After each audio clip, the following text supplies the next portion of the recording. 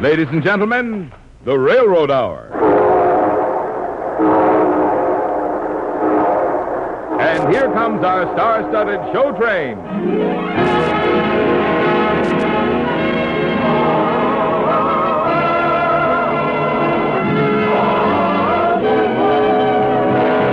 Tonight, the Association of American Railroads brings you a new musical play based on the celebrated American story, The Million-Pound Banknote, starring Gordon MacRae and his charming guest, Dorothy Warren Show.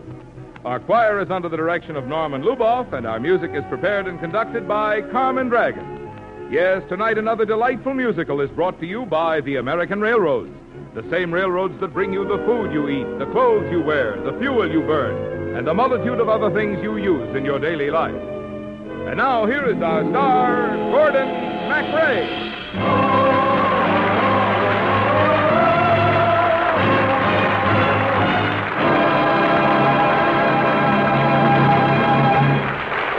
Thank you, Marla Miller, and good evening, ladies and gentlemen. The man who wrote tonight's story also wrote Tom Sawyer and Huck Finn.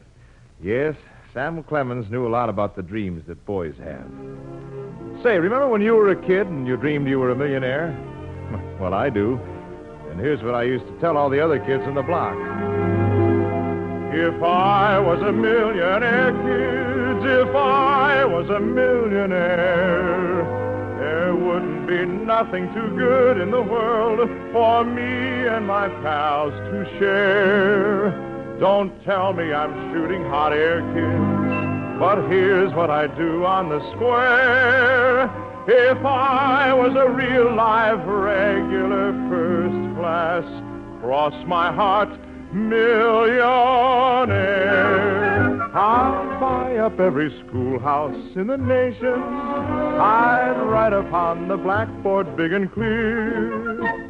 Instead of one, there will be 2 vacations. Each vacation 6 months, twice a year. There wouldn't be no school when it was raining. I'd let you stay at home when it was fair. You'd have free soda fountains. Say I'd build you ice cream mountains if I was a millionaire. When I grew up, I wasn't a millionaire, however. I was just plain Hank Adams, a stock clerk without 2 dimes to rub against each other. I had one pleasure in life, though, getting into a tiny sailboat on a Saturday afternoon and getting a taste of the sea breeze in my teeth. Ah, this is the life, Hank, old boy. Better than being a millionaire.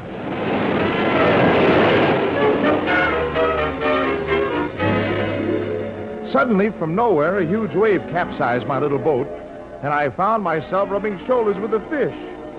Then everything went black. When I woke up, I was sure I was in heaven. You're not in heaven, matey, not quite yet. Oh? Where am I? Aboard a British freighter, Yank, bound due east for England. England? Oh, well, as the song says, I'm off to my love with a boxing glove 10,000 miles away.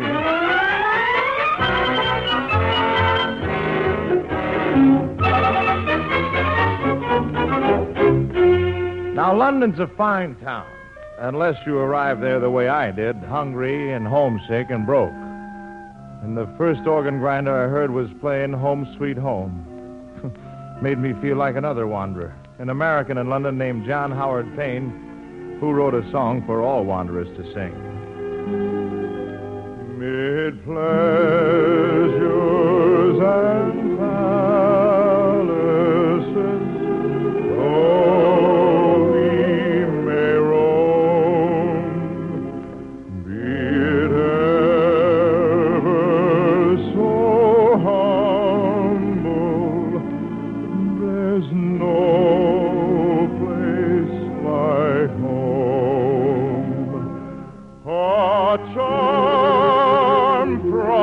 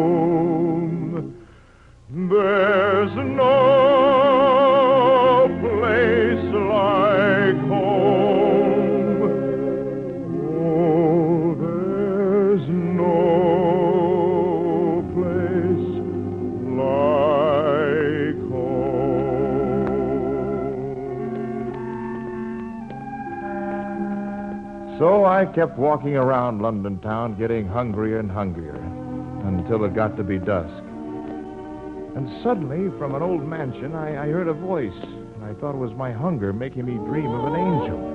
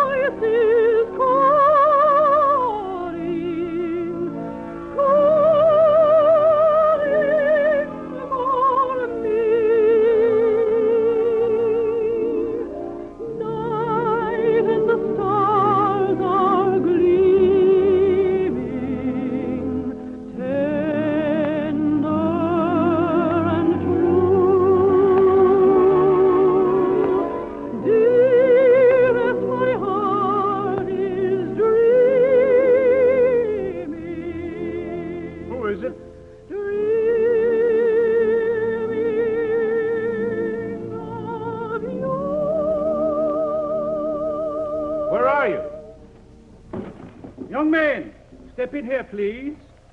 Why, it was an old man, gray with side whiskers. Now, what would you do? Go in? Well, that's exactly what I did.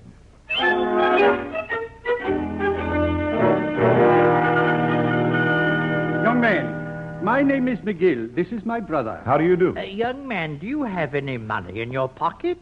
Why, no, sir. Not a cent. Splendid. Wonderful. What's your name? Henry Adams. My friends call me Hank. We'll call you Mr. Adams. An American, eh? Yes, sir. Now, will you tell me what this is all about, gentlemen? Mr. Adams, we've been sitting at this window watching a long time for the right man. We saw a lot of honest faces go by that were not intelligent enough. And a lot that were intelligent, but not honest enough. A lot were both, mind you, but not poor enough. Or if poor enough, we're not strangers. But you, Mr. Adams, you fill the bill all round. We elect you unanimously. Well, I'm very glad to be elected, gentlemen, but what office have I been running for? Now, this envelope will explain everything, young man. No, don't open it here. Wait until you get back to your lodgings. I don't have any lodgings. Oh, better still.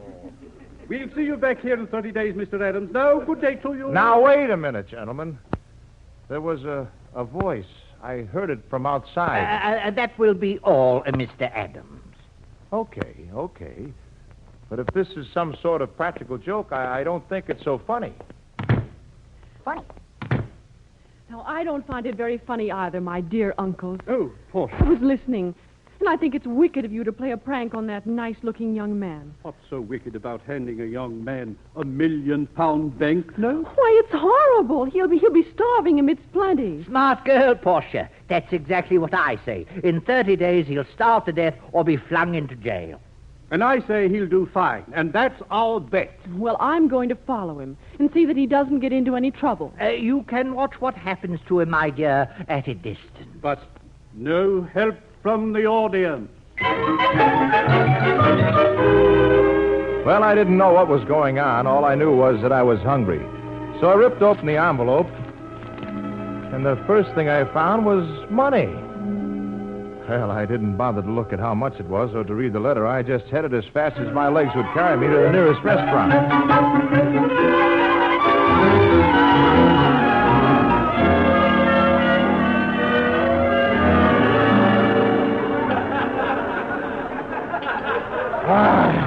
That was great, mine host. I give you a toast. Now, wait a minute. I don't think I know any British toasts. Oh, except the one in that operetta. I played second lead in it at Nottingham High School in Syracuse, New York.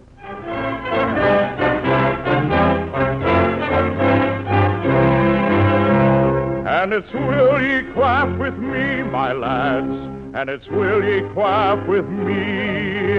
It is a draught of nut brown ale I offer unto ye.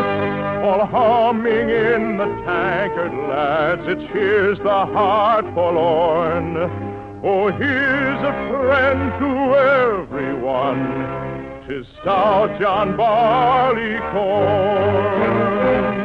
So laugh, lads, and and quaff lads will make you stout and hale. Through all my days I'll sing the praise of brown October ale. Yes, laugh lads and quaff lads will make you stout and hale. Oh, through all my days I'll sing the praise of brown October ale.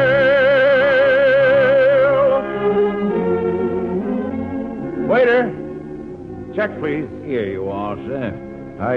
I hope this covers it. There you are. What's wrong? Cool, sir. We're not prepared to handle such fantastic denominations in our humble little pub. What's that? Can't you change this bill? Sir, this is a £1 million banknote. Of what? Will you mind translating that into American? Current rate is about $4.50 to the pound. $4.5 million in my pocket? Don't bother about the price of the meal, sir. It's on the house. Oh, fine. Well, in that case, I'll have a cigar. Yes, sir. Here you are, sir. The best in England. Thank you. Now, a match? Oh, there you are, sir. Well, this is a wonderful joke, but obviously this bill is a phony. So I'll just light my cigar with it. Oh, no, don't. It's real. Oh? Well. Hello. Oh, you mustn't burn it. It's really worth £1 million. There are only 2 of those bills in England. Well, how do you know all this? I work in a bank. Wait a minute. Your voice, I think I know you. Oh, no, you don't. Did you ever sing this song? Dusk and the shadows falling o'er land and sea. Oh, perhaps, but 1 million people must know that song. 2 million even.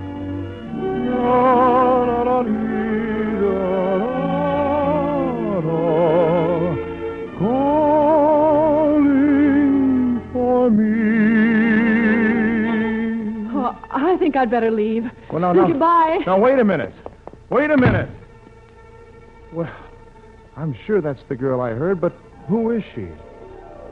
Night and the stars are gleaming, tender and true. Dearest, my heart is dreaming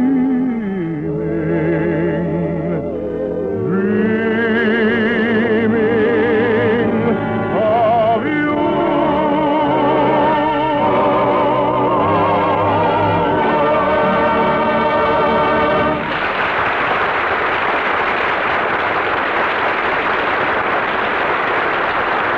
We'll return in a moment for Act Two of the £1 Million Banknote. Do you know that an important part of you can travel anywhere in the United States for only 3 cents? It's true. Every season of the year, in every kind of weather, the railroads are at work carrying your letters and packages all over America. Yes, for economy as well as for extent and dependability of service, no other form of transportation can match the railroads in carrying the mail. Ours is a vast and far-flung country, a country of small, scattered towns as well as big cities. And our people send and receive a tremendous volume of mail, moving between all our 41,000 post offices, small and large alike.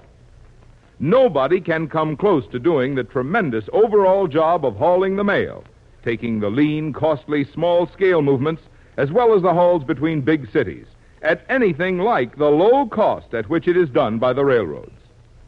Truly, when it comes to carrying the mail as well as most everything else we eat, wear, buy, and use, the railroads are our number one form of transportation.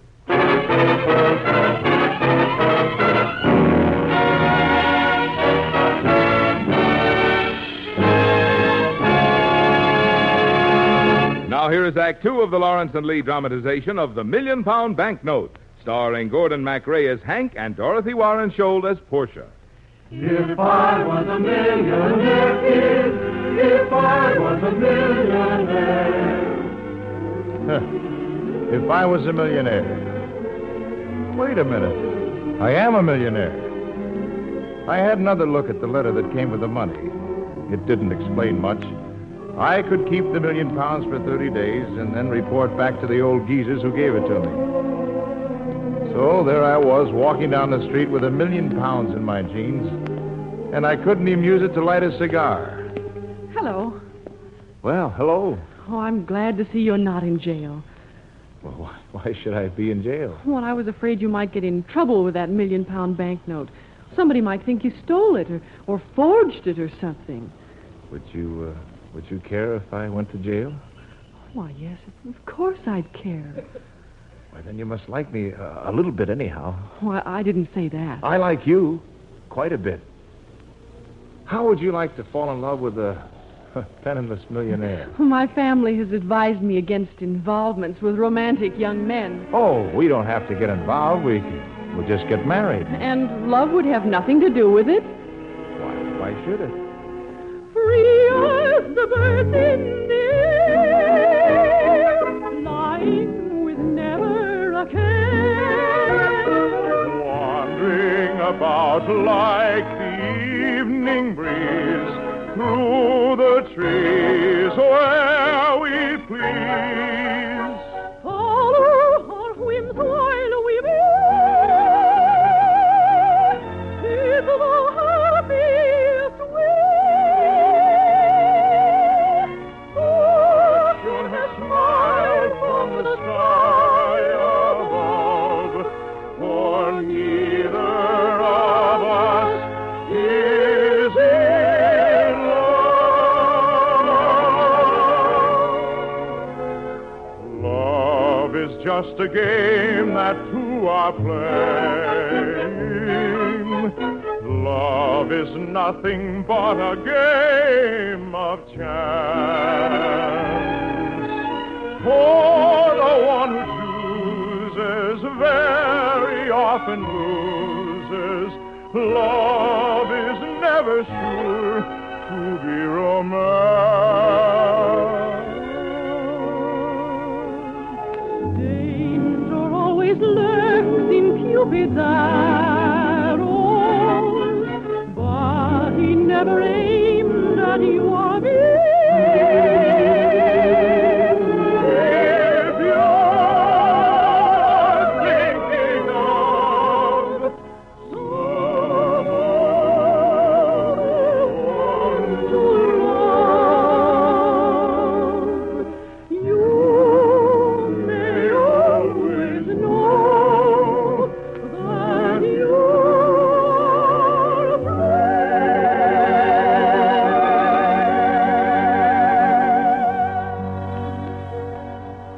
I can't marry you, Mr. Adams. How do you know my name? Why, everyone in London is talking about you. Well, you're Henry Adams, Esquire, the eccentric millionaire. Do they call me that? Is that what they're saying? Aha! Now I know what to do. Eccentricity Esquire.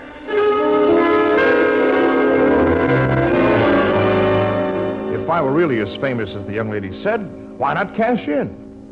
I rented a small office and then ran a discreet advertisement in the London Times. Advice on financial matters. £100 per inquiry. Henry Adams, Esquire. The next morning's mail brought 156 letters.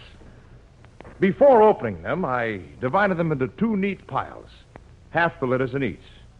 To the queries in one pile, I replied, "Do it." To the queries in the other pile, I replied, "Don't do it."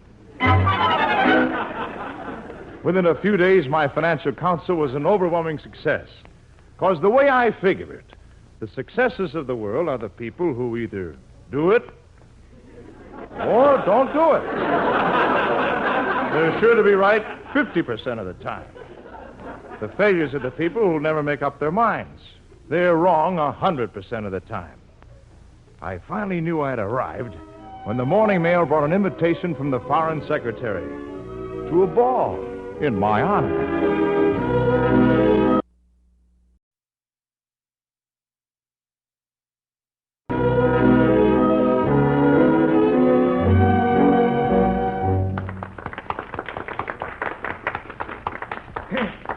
In honor of our distinguished guest, Henry Adams, we shall now hear a song composed by one of his illustrious countrymen, Stephen Foster.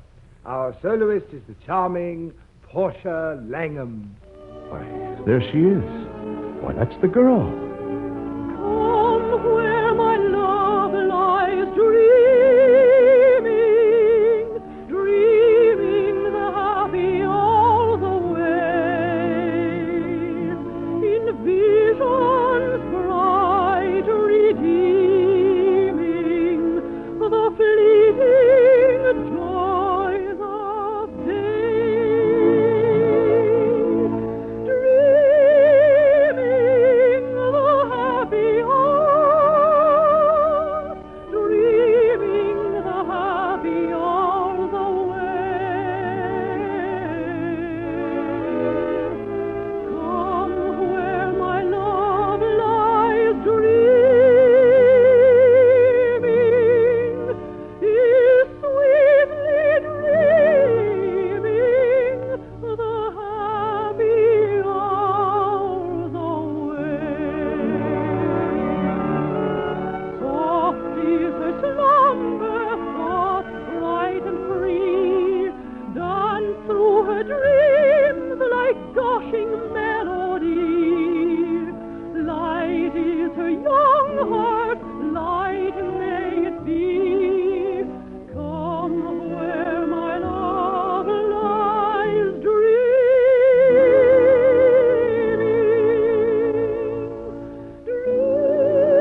dreaming the happy hour,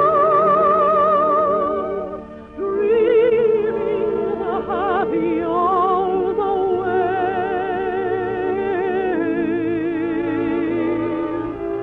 Come where my love lies dreaming, is sweetly dreaming the happy hours away.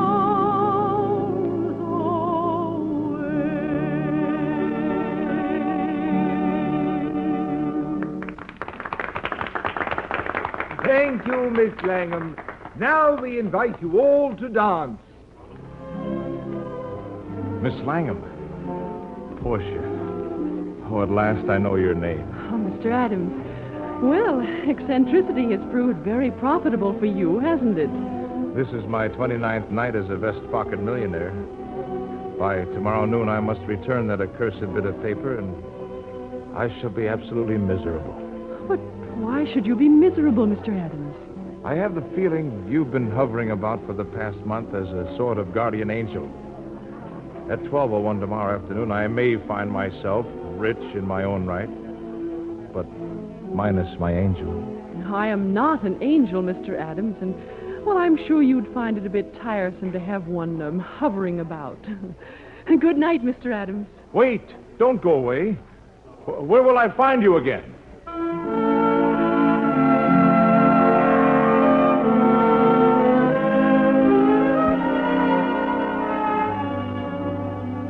Gentlemen, I return here with your £1 million.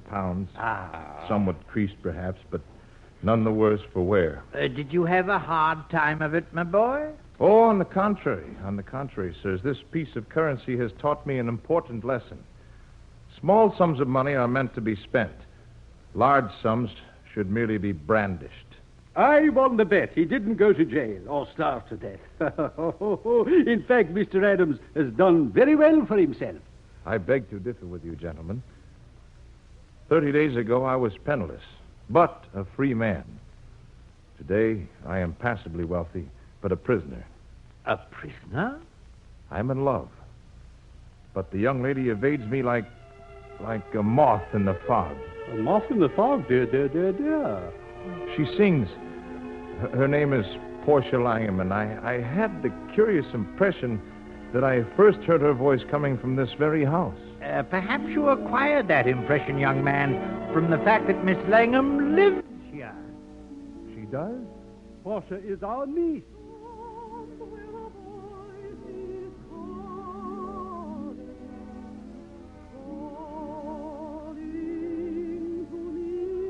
That's Portia? Are you in love with her, young man? Why, of course I am. We have reason to believe that she's in love with you. She is? And if you two decide to get married, do you know what we'll give you for a dowry? The £1 million banknote. Oh, no, you don't. I've had enough trouble with that piece of paper. If Portia loves me, why, I'm richer than any millionaire. Night and the stars are gleaming,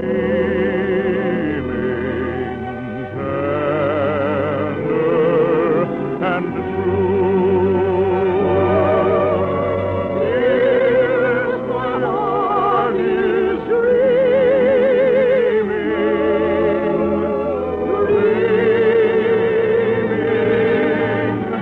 of you.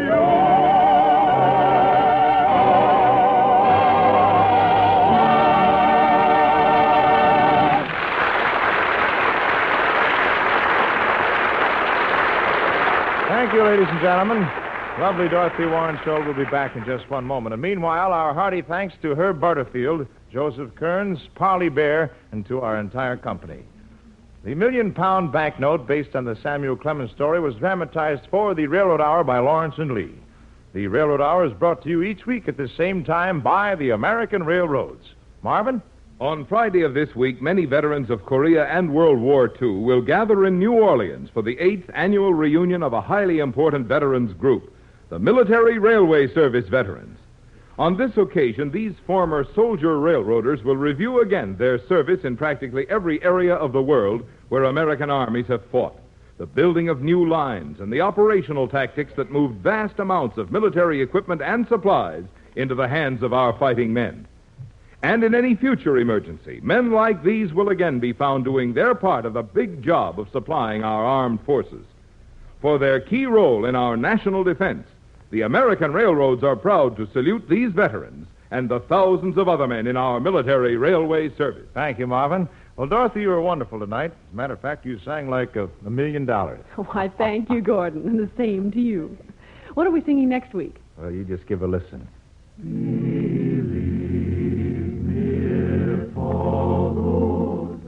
Tom Moore? Ah, you're so right. And there's an endearing story that goes with it called The Minstrel Boy. So we'll all be meeting next Monday night in Dublin town to sing our Irish hearts out. I'll see you then, Miss O'Warren Scholl.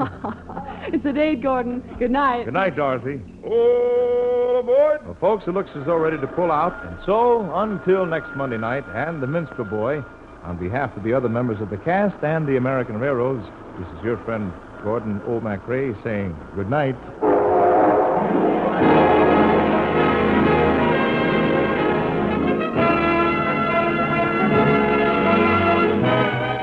Gordon MacRae can soon be seen in Three Sailors and a Girl in Technicolor. Our choir is under the direction of Norman Luboff. Our music is prepared and conducted by Carmen Dragon. This is Marvin Miller saying goodbye until next week for the American Railroads, and reminding you that this week is Americanism Week, sponsored by the General Federation of Women's Clubs and dedicated to perpetuating the freedom of enterprise and individual initiative which has made this nation great. Now stay tuned for your Monday night of music on NBC. Tonight, The Voice of Firestone features Bidou Sayao on NBC.